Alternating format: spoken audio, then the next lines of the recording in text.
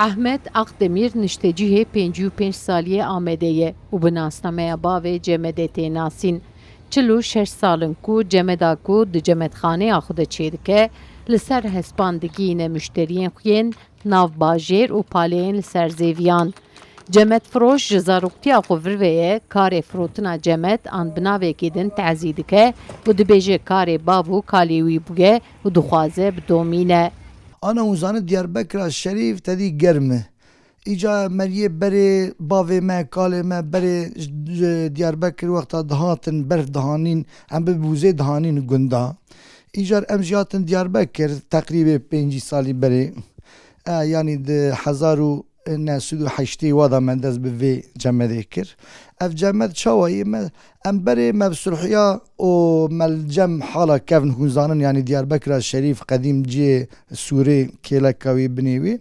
İca me da evê ji gund hatin em bibê ji qezê dihatin vana av dixwarin îca dilê wan rehet dibûn me mêze kir û tişkî xweş dê mekî wexta meriv germ bibe ava cemedê bixwe û meriv rehet dibe ji wê çaqê de me dest pê kir û heta va salê em hatin. Akdemir ku li taxa xwe wekî bavê mirovê Cemedê tê nasîn dide zanîn ku bajarê Amed havînan bajarekî zor germ e. Pileya germehiyê zêde dibe. Ji ber wî mirov dixwaze xwe hênik bike an jî karibin karê xwe bidomînin pêdivî bi Cemedê dibînin. Siparîşên ku ji firinciyan distîne jî bi cil û bergên xwe yên herêmî, bi motorê, bi kamyonetê xwe yan jî bi hespê xwe digihîne karkeran ku li ser erdan di nava zeviyan dişuxulin. Ava cemedana yani el piranî me em didin firina. Firin çi? Firin te diye ki nanê Diyarbakır hûzanin pir xweş derdikeve.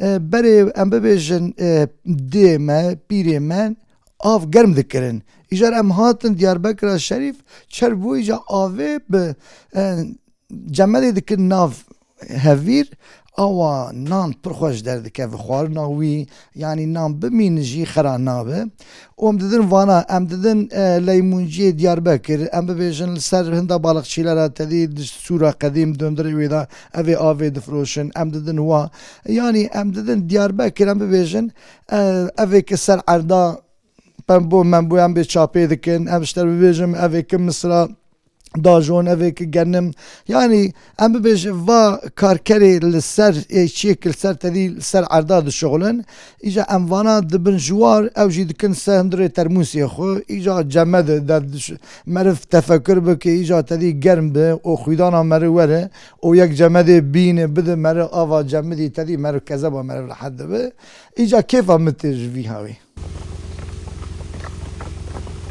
Bavê Cemedê debara xwe jî ji firotina tezî dike û destnîşan dike ku qeşayê bi bihayek bilind nafiroşe. Hewl dide ku wê bi awayekî herî erzan bifroşe. Qeşayê bi du awayan difiroşin. Yek bi şiklê qubbeyê têra xwe piçûk e ku di qedehan de cih digre û ya din jî perçeyekî yêkaneyê ku giraniya wê nêzîkî 10 kiloyan e. Kesên ku li zeviyan dixebitin avê rasterast dixin nav termosan. Bahayên qeşayê jî 75 lireyên Tirkiyeyê dide.